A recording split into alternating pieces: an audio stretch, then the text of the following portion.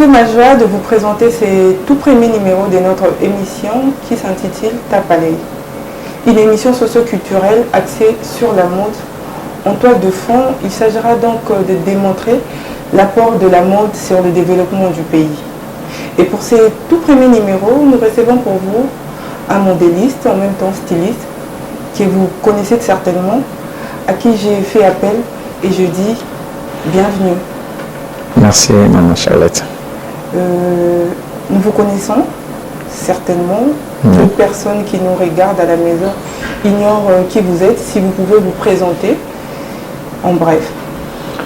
On m'appelle Chéri Essam, donc je suis Chéri Essam, styliste, créateur de mode. Je suis le représentant de la Fédération des acteurs de la mode au Congo. Je suis membre à l'AMCD, qui est aussi association de... AMCD, c'est cas de mannequins, association de modélistes, mannequins du Congo et du développement en fait. Donc je suis membre à l'AMCD, je suis membre au FEAMOCO et je suis de nationalité congolaise. Je vis à Kinshasa et je travaille sur place à Kinshasa dans la commune de la Gombe, dans la galerie Bisou Bisou. Au premier niveau, je suis là. Est-ce que vous pouvez nous dire qu'est-ce qui vous a poussé à devenir modéliste? C'était quoi en fait les déclics? Bon, moi, je dis toujours que la mode, c'est le chemin que je ne pensais pas prendre. Donc, je suis tombé par là, par hasard. Mais comme j'avais déjà des jeunes artistiques de la mode en moi, par contre, quand je grandissais, je me disais que je peux devenir... Donc, je souhaiterais être un artiste, mais soit peintre ou musicien. Parler de la mode, la couture, je voyais ma maman, paix à son âme, parce qu'elle nous a déjà quittés, la manière dont elle travaillait, de passer beaucoup plus de temps sur la machine, même la nuit. Je me disais, moi, devenir un jour couturier comme ça, je ne peux pas, parce que moi, j'aime me balader, aller s'amuser avec mes amis. Comment je peux arriver à rester toute une journée, faire du surplace et des coudre. Donc, je trouvais que c'était vraiment compliqué. Je suis retrouvé là par hasard et j'ai commencé à avoir le goût petit à petit. Mais... Alors, certes, c'est héréditaire, mais est-ce que ça ne vous a pas donné cette envie-là d'aller poursuivre des études de modélisme ou c'est non. Non, je continuais directement, mais bon. Avant, je ne savais pas ce que je faisais à chaque fois, même quand je faisais, parce que quand je commençais, je faisais beaucoup plus de chemises, hommes et dames. Mais dans ma touche de mes chemises, il y avait toujours de particularités, des rajouts, donc ce qui faisait la différence, parce qu'une base d'une chemise, c'est la même chose, hein, ce que tu as porté, ce que je portais, ce que les chemises qu'on voit souvent, la base est le même, mais le problème est que c'est des détails qui différencient maintenant de chaque modèle. Donc, du côté génie créatif que j'avais, donc je pouvais faire une chemise telle que vous avez portée là, avec des nervures et tout ça. Donc, quand je faisais ça, je ne savais pas en moi que non, j'avais ces côtés des stylismes, parce que c'était des idées qui me venaient comme ça, et moi je ne savais pas. Je trouvais que c'était normal, je faisais mes chemises comme ça, et à chaque fois quand je faisais ça, les gens appréciaient, c'était différent avec d'autres chemises. Et petit à petit, j'ai commencé à améliorer ma façon de travailler quand je voyais les autres, et du coup, jusqu'à ce que je suis tombé à une invitation au niveau de Cameroun, dont j'ai été invité parce que le monsieur, c'est un grand, c'était l'un de grands au Cameroun, monsieur Djeman, paix à son âme aussi. Il m'a invité à Africa Zimit, c'était l'un des plus grands rendez-vous de l'Afrique par rapport à la mode. Donc il y avait toute la crème de créateurs africains. Et j'ai eu la frousse? Non, j'avais eu la frousse parce que je ne savais pas d'abord qu'est-ce que c'est un défilé de mode. Je regardais de bonnes vidéos et tout à l'époque parce qu'on n'avait pas encore l'Internet. Je voyais comment, pour moi, les défilés de mode, c'était seulement, il faut avoir de grandes robes, il fallait avoir des trucs un peu sophistiqués. Je ne savais pas que ce que moi je faisais aussi, ça pouvait passer dans un défilé de mode sur des podiums à l'étranger. Alors, quand j'ai eu l'invitation, parce que ça, c'était un frère aîné aussi qui est dans la mode, parce que c'était son ami, au fait, à l'époque. Donc, il avait vu une de mes chemises sur lui. Il a dit, mais toi, on ne t'a jamais vu avec des chemises, comme on dit, des chemises africaines. Okay. Il dit, non, je t'ai déjà dit que notre famille, c'est une famille de stylistes. Ouais. Donc, ça, c'est mon jeune frère. Mais j'ai dit, je vais voir ce jeune frère. Il m'a dit, est-ce que si on t'invite au Cameroun, tu vas aller? Je dis, mais bien sûr, pourquoi pas? J'étais bien logé, on est venu me chercher avec un véhicule. Et travail qui t'attendait. Oui, je ne savais pas les dangers, au fait. Parce que là, j'avais pas la frousse. Et du coup, j'apprends que non, mon frère ne va plus venir parce qu'il a raté son avion. J'ai dit, bon, j'avais ma valise, j'avais ma collection, mais comment je vais faire? Je ne sais pas. Par où commencer? Comment je peux aborder un mannequin pour lui dire que non, tu peux défiler pour moi? Est-ce que le mannequin peut accepter mon travail? Donc j'avais tout ça, j'ai commencé à être frustré, paniqué. Et il y a eu un jeune, comme moi aussi à l'époque, il est venu vers moi, il a dit ça va? J'ai dit non, ça va. Il dit non, je te vois un peu triste, tu es paniqué? J'ai dit mais moi je ne connais rien, je ne sais même pas comment je vais faire. Il a dit non, attends, moi je vais t'aider. Il a appelé tous les mannequins. Il m'a dit, tu as quoi comme tenue? J'ai dit, non, j'ai des chemises pour hommes, j'ai des chemises aussi pour dames. Il a dit, combien? Je lui ai dit. Il a dit, les gars, venez. Juste de chemises? Des chemises, de pantalons, des culottes. Oui, c'était mixte de chemises dames avec des pagnes attachées avec des foulards. Donc, il a appelé les mannequins, il a fait appel à tous les mannequins hommes qui étaient là. Il a dit, hey, les gars, venez ici, on a notre jeune styliste, il est comme nous, donc on va faire la fête avec lui, il faut bien faire les choses. Donc, il a fait les castings. Et j'étais là, je dis, est-ce que ces vêtements-là, on va applaudir, même juste applaudir? Donc, j'avais tellement peur moi-même. Or, il y avait quelque chose, moi, j'avais travaillé avec les raffias, le raffia de chez nous ici. Or, au Cameroun, les gens aiment beaucoup les raffias, que moi, j'ignorais, je ne savais pas. Qu'est-ce qui s'est passé après le défilé? Les défilés, quand les gens, mes habits sortaient, j'étais en train d'écouter comme ça. Les gens applaudissaient. Et à la fin, on est venu, les mannequins sont venus dire, mais chérie, ensemble. Oui, dis-nous un peu Sam, on va sortir comment? J'ai dit, faites comme vous voulez. Je sais pas. Donc je ne savais même pas comment organiser le bouquet final. Donc j'ai dit, il faut sortir comme ça. Quand ils m'ont dit, bon, on va faire ceci, toi tu viendras après. Quand on m'a appelé, j'étais tellement stressé, j'ai commencé à courir comme un fou. Il y a eu un monsieur, il a monté sur le podium, il m'a attrapé. Il m'a dit, pourquoi tu as peur? J'ai trembloté comme une feuille. Il m'a dit, il ne faut pas avoir peur. Félicitations, ta collection est magnifique. Merci, merci. Donc, il m'a accompagné dans le loge. Je n'arrivais pas à croire que c'était moi. Les mannequins avec des vêtements, ils ont enlevé. Après le défilé, il y avait...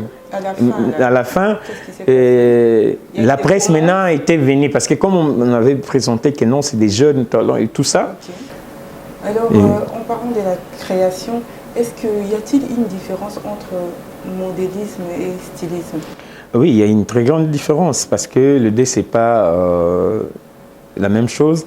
Parce que les stylistes, c'est qui? Les stylistes, c'est la personne qui est inspirée, qui crée des modèles qui lui viennent en tête, il dessine. Les stylistes, c'est la personne qui crée des tendances et des allures. Hein? Mais le modéliste, maintenant, c'est la personne qui prend des idées qui sortent dans la tête des stylistes, dans son inspiration, ses dessins. Le modéliste prend ça pour le donner vie. Comment donner vie? Donc, le styliste, lui, il avait juste griffonné, faire des dessins. Mais les modélistes, c'est la personne qui va regarder maintenant pour voir ces dessins, ces modèles va correspondre avec tel tissu. Ces modèles, ça peut prendre autant de mètres de tissu. C'est lui qui va couper. Alors, pour on a toujours tendance à mélanger les choses. Hein. Des fois, on dit, parce que l'autre fois, je vous ai vu en train de coudre, en fait. Alors, est-ce qu'il y a une différence aussi entre Un couturier, un tailleur? Il y a une très grande différence aussi. Hein? Parce que c'est pour cela, moi, quand je me présente, je dis je suis créateur de mode. Moi, en moi, comme on dit, la Sainte Trinité au fait. Donc, le Père, le Fils et le Saint-Esprit. Moi, je suis styliste, je suis modéliste, je suis couturier. Donc, je fais les tout. Et le tailleur, c'est qui? Les tailleurs, c'est... Le travail dans un modéliste, quand il fait la coupe et tout ça, il crée le modèle, il fait la coupe, il donne au tailleur. Bon, et ils sont des gens qui font le montage au fait. Hein? Donc, dans les grands ateliers, on a beaucoup de tailleurs parce qu'ici, faute de moyens, on ne peut pas avoir ça. Mais dans des grandes industries de la mode, dans des grands ateliers, il y a des chaînes de travail. Donc, il y a d'autres tailleurs qui sont là tout simplement pour poser quai de manches.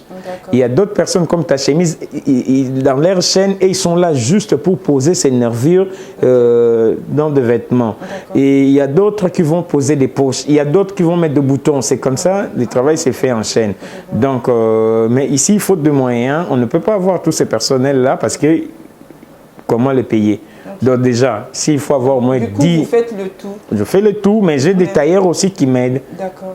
Hein, donc, on a la main-d'œuvre aussi sur place. On fait. Donc, les tailleurs sont des artisans qui viennent nous aider. D'accord. Aider les artistes qui nous sommes, des stylistes, modélistes dans nos ateliers. Alors, au regard de vicissitudes conjoncturelles, pensez-vous que vous faites vraiment bonne affaire? Ou si c'est non, qu'est-ce qui a changé? Non, le problème est que déjà, dans notre pays, c'est un peu difficile de dire qu'on fait une bonne affaire parce que le pouvoir d'achat est trop faible. Je vois. Hein? Donc, ce qu'on fait au Congo et précisément à Kinshasa, comme on dit, on tient les cours, on s'efforce parce que on a des potentialités qu'on devait peut-être, l'État devait peut-être mettre à notre disposition pour nous permettre de bien travailler et de bien gagner nos vies. Mais on n'arrive pas parce que le secteur de la mode ne peut pas se développer sans pour autant avoir des industries au pays. Imaginez rien que la ville de Kinshasa. La ville de Kinshasa en a au moins plus de 15 millions d'habitants. Et si moi, chérie et Sam, je vais habiller, même si on me donne 100 000 personnes, je ne saurais pas parce que ma capacité de production est faible. Mais si on avait des industries, il y a des zones industrielles ici, comment on appelle ça, des zones économiques ou quoi, là, vers les Kinkole, machin, là-bas, Maluku. On pouvait faire des grandes usines comme ça, c'est que les gens aillent faire à l'étranger, en Chine ou en Turquie. Non, on en parle, c'est pour cela, comme vous avez dit, que non, on a des structures qu'on est en train de se battre pour arriver. Hein? On a écrit, on est en train de parler, on doit d'abord commencer à avoir des industries. On parle du chômage, mais si on fait des industries dont on prend beaucoup de tailleurs, on met dans ces industries-là des confections, je peux amener les modèles que j'ai portés, c'est un modèle créé par Chérie et Sam, mais si je vais reproduire 100 000 modèles comme ça, je pars, je donne, je fais les croquis, ma coupe et tout ça, on reproduit 100 000 chemises. Je peux vendre mes 100 000 chemises en un mois. Donc Chérie et Sam deviendra millionnaire facilement et je vais commencer à habiller les gens et les gens auront aussi du travail parce que les secteurs de la mode, rien que peut-être en France, ils sont dans les plus de 95 millions d'euros par an. Ce n'est que les secteurs de la mode. Au niveau de l'Angleterre, leur PIB de 6%, je crois. Tu vois? Mais pourquoi pas au Congo? Parce que le secteur de la mode, c'est le secteur très économique qui ça peut rapporter beaucoup plus d'argent. Mais je ne sais pas ce que font nos gouvernements, nos gouvernants qui ne regardent pas beaucoup trop de ces côtés-là. Parce que je ne sais pas, parce que nous, on ne chante pas. Si on chantait, peut-être on chantait les noms des autorités, on pouvait avoir cette opportunité d'avoir tout ce qu'on demande. Parce que ce que nous, on demande, ce n'est pas de l'argent. Quand on te chante, on te donne, tu mets dans ta poche. Mais nous, on demande, ça va créer des emplois. Exactement. Ça va ramener des recettes au niveau des caisses de l'État. Et ça va diminuer le chômage et ça va permettre à nous aussi, les artistes du secteur de la mode, de s'épanouir parce que avec tout le talent qui est au Congo et surtout à Kinshasa, on vient là à Brazzaville. Le travail que les stylistes et modélistes de la RDC ont montré à Brazzaville, si de l'autre côté les gens ont aimé et ont approuvé, pourquoi pas chez nous? Alors, En parlant, tout à l'heure, vous avez parlé de la chemise que vous avez confectionnée. Aujourd'hui, est-ce qu'on peut dire Monsieur Chéri et Sam a sa marque de fabrique au point de tenir tête aux marques européennes comme Pierre Cardin ou je sais pas moi, Gucci? Je peux tenir tête, mais le problème est que les défauts, parce que moi je n'ai pas de moyens que messieurs Gucci ou Pierre Cardin, ils ont. Les secteurs de la mode ne peut pas, c'est pas un styliste ou une association sans subvention qui peut arriver à faire tête. Okay. Le génie créatif, on en a. On a des talents parce qu'on a des monstres comme lui-même, il s'est fait appeler Luizombea. On a des gens, des dames comme Emma Zola et Tremafi Molato. On a Madame Lydie Okosa, Airlock Steel. On a la Claude Kifoto. On a beaucoup plus de talents. Il y a des jeunes, il y a des Richimaya et toutes autres personnes. Je ne peux pas citer tout le monde parce qu'il y a tellement de talents. C'est des moyens. Moi, je des robes, quand je vous ai dit tout à l'heure que non, je viens de Brazzaville. Okay. Toutes les robes des soirées que j'ai présentées, okay, ça fait tellement scandale. Okay. Les gens ont tellement apprécié. Mais on pouvait juste, si j'ai le même moyen que ces gens-là qu'on donne des subventions et tout ça, ma robe que je fais, avec une robe qui vient peut-être de la Turquie ou de la France, travaillée par n'importe quel styliste, quand vous le mettez comme ça, si on ne vous dit pas que ça c'est des Chéri et Sam, et ça c'est de telle personne, vous pouvez confondre pour dire que non, tout ça peut-être ça vient de l'Europe. En parlant de Brazzaville, il y a un moment donné, il y avait la première dame qui vous invitait pour assister aux activités vestimentaires. Et puis après, c'était calme, il n'y avait plus rien. Et du coup, paf, on vous invite à la Fashion Week de Brazzaville. Déjà, c'était quoi le critère? Pourquoi vous? Seulement vous? Non, comme je dis, c'est d'abord parce que je suis Chéri et Sam, hein, que Dieu m'a fait grâce d'être celui que je suis aujourd'hui. C'est le savoir-faire, le génie créatif. Brazzaville, Kinshasa, on est en train de connaître presque le même genre de problème parce que des activités qui se faisaient avant à Brazzaville, dont j'étais tout le temps invité. Après des problèmes politiques, quand ça rentre dedans, ça dérange un peu beaucoup de choses parce qu'on doit séparer la politique, la culture et autre chose. Parce que quand tout est un peu mélangé, moindre quoi que s'il y a un problème entre telle organisatrice peut-être avec le gouvernement, du coup, c'est comme ça. Mais si on devait rester côté culturel et côté politique, que ça ne se mélange pas, mais que la politique essaie de booster la culture, ça serait une bonne chose. Dans les activités, même au niveau de Brazzaville, ça a été vraiment cheaté. Et moi, après aussi un long moment, et quand j'ai eu aussi mon accident, j'ai fait 2 ans, pardon, je ne faisais pas Brazzaville. Quand on est parti faire... C'était quoi déjà le critère pour y participer? Non, ben moi je ne sais pas trop, mais pour les autres, on avait demandé de voir leur travail. Moi, mon travail, les gens le connaissent. Donc la personne qui était censée faire les castings connaît bien mon travail. Et nous, ici à Kinshasa, avec l'AMCD, on avait... organiser les colloques nationales. Il y avait plusieurs thématiques à développer, donc on avait fait inviter des gens et tout. Balancer les oui. Donc les gens étaient là pour parler un peu des problématiques qui sont liées au secteur de la mode au Congo. Et surtout à Kinshasa, qu'est-ce qui va, qu'est-ce qui ne va pas, pourquoi ça ne marche pas, pourquoi nous les artistes, quand on vient peut-être vers des sponsors, notre secteur de la mode, on est toujours, on n'est pas vraiment bien servi, quand on a même besoin de voir des autorités, des ministres et tout ça, il faut contourner par des gens, des relations pour l'avoir. Or, nous sommes des artistes, nous sommes là en train pour défendre nos couleurs nationales aussi, telles qu'on était à Brazzaville. C'était la fierté de la RDC parce que le drapeau de la RDC qui était sur le podium. Donc, si on peut valoriser des joueurs, on peut valoriser des musiciens, on peut valoriser des comédiens, pourquoi on ne peut pas valoriser des stylistes, des modélistes au Congo? Vous n'étiez pas les seuls Congolais? Non, non, on était à 5 plus des mannequins. Et tous nos 2 mannequins, c'était des meilleurs mannequins parce qu'ils ont défilé dans toutes les défilés pendant tous ces 3 jours. Donc, regardez un peu la valeur qu'on nous a donnée. Alors, nous arrivons tout doucement vers la fin. Alors, est-ce que vous pouvez nous dire qu'est-ce qui empêche à ce que les Congolais puissent consommer leurs propres produits en matière d'habillement, d'après vous? Non, les Congolais consomment, mais il y a en difficulté parce que la quantité qu'on peut présenter n'est pas significative au fait. On a des clientes, on a des clients dont on habille, mais c'est pas ça. L'objectif, c'est pas seulement nos clients dans les ateliers, parce que la haute couture, la couture sur mesure, c'est la couture qui est trop chère. C'est pas tout le monde. Même en France, même partout, c'est le prêt-à-porter.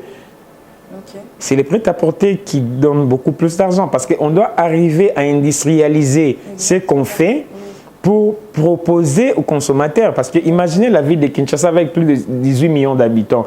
Même si on nous rassemble tous les stylistes pour faire des vêtements à proposer aux consommateurs locaux, on ne va pas y arriver.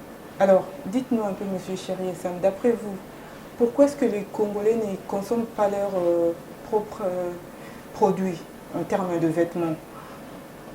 Bon, déjà là, il y a un souci. La quantité est moindre pour proposer aux consommateurs locaux.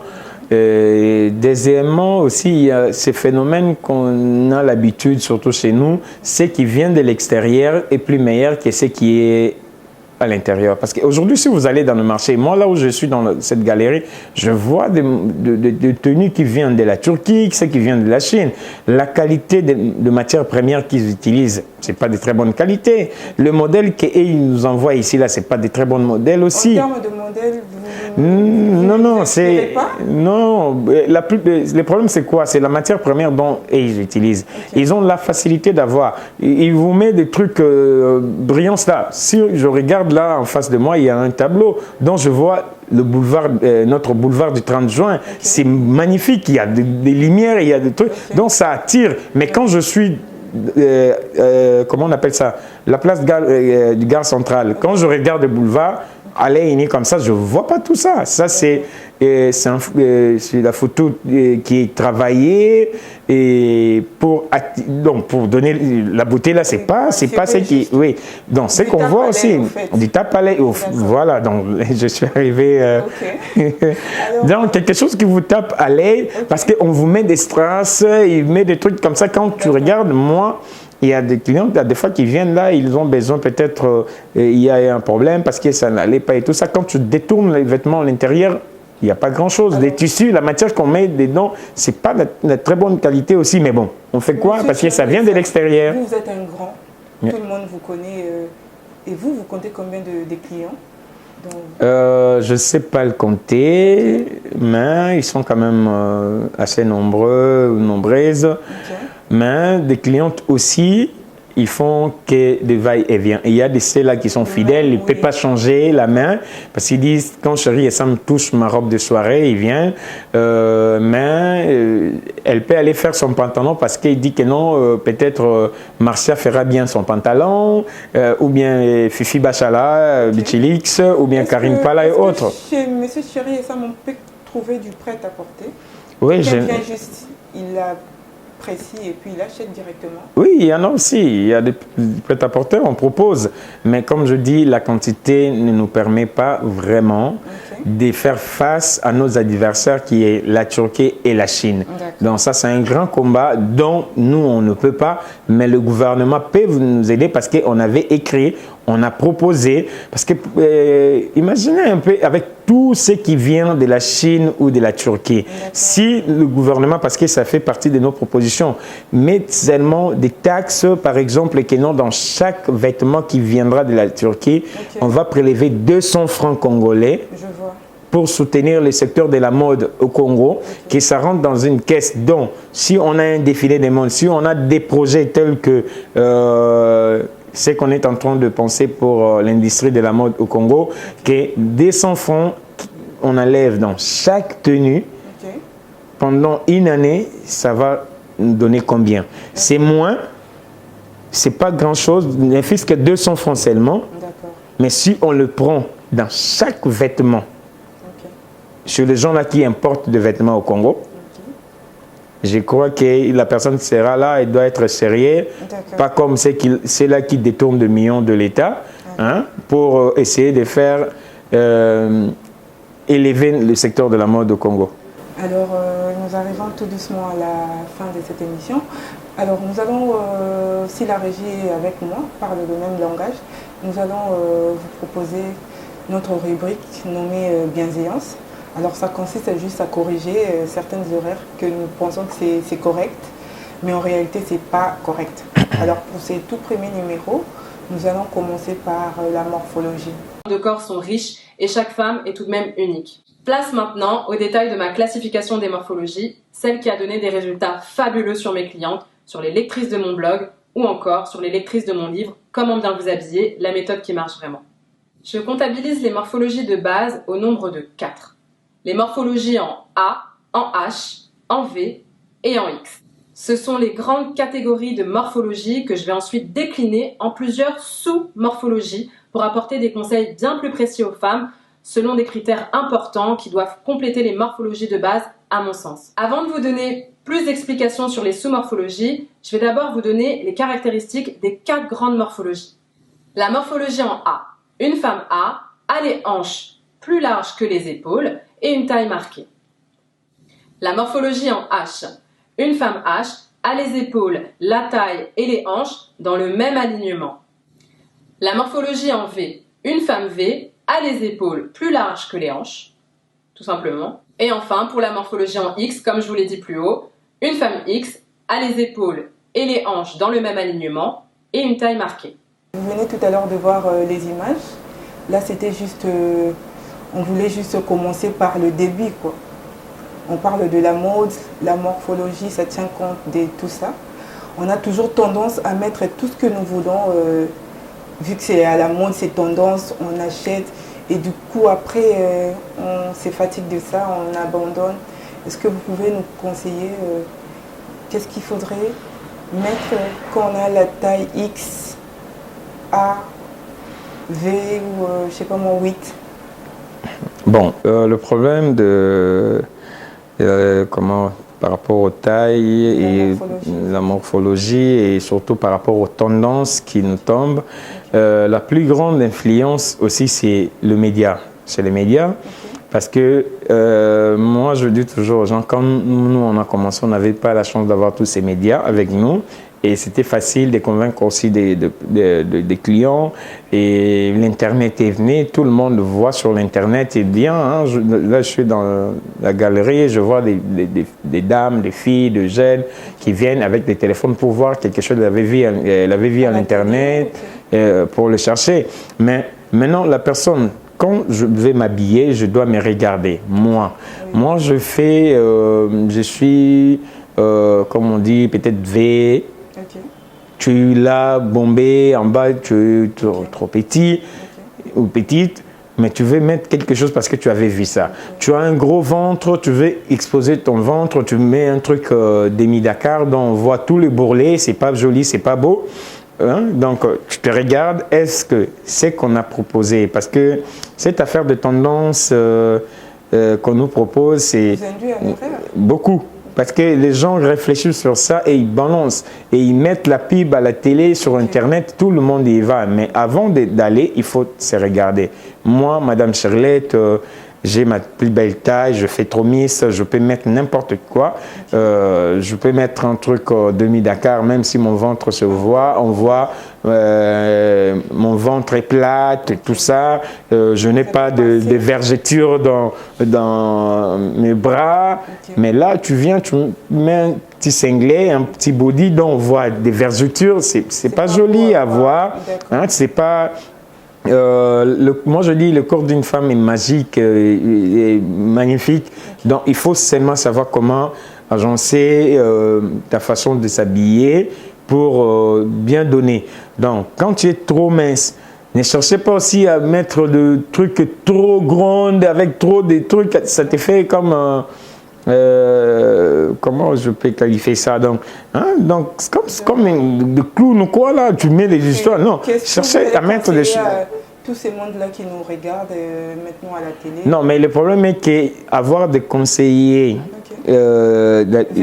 vestimentaires, c'est un métier dont on paye les gens sur ça. On voit ça souvent chez des chefs d'État et autres personnalités. Quand les clients viennent peut demander, oui, d'accord, par rapport à ton morphologie, tu peux t'habiller avec une jupe comme ça, tu peux mettre des chaussures comme ça. Donc, quelqu'un qui peut relooker ton style, et puis à chaque fois que tu vas commencer à sortir, les gens vont commencer à apprécier ton style. Mais là, c'est pas seulement tu vas au Cato, tu vas au Zando, tu vas dans des boutiques qu'on a ici, parce qu'on a vu, je dois mettre mon pantalon comme ça, comme c'est des grosses moulures maintenant, mais tu as une forme compliquée en bas, avec des grosses hanches, tout ça, mais tu mets un pantalon qui te sert, tu es même mal à l'aise, tu mets aussi les autres qui sont en face de toi mal à l'aise, parce qu'il y a d'autres personnes qui peuvent être choquées pour voir,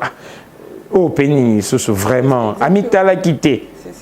Est-ce que quand elle était sortie chez elle, là, on ne lui a pas dit hein, quelles sont les couleurs que tu peux mettre? Quand il fait chaud, quand il fait sombre, quand il fait froid, non, il y a beaucoup de choses. On pourra en parler prochainement. Ouais, voilà. Fidèles amis téléspectateurs, nous sommes arrivés à la fin de cette émission. Sur ces plateaux, je n'étais pas toute seule, j'étais accompagnée de Monsieur Chéri et Sam, qui est modéliste, en même temps styliste, avec qui nous avons parlé de son métier et tout ce qui se passe et tout ce qu'il rencontre comme difficulté. Nous vous remercions de nous avoir suivis. Le rendez-vous est pris pour prochainement avec le même plaisir et sur la même chaîne.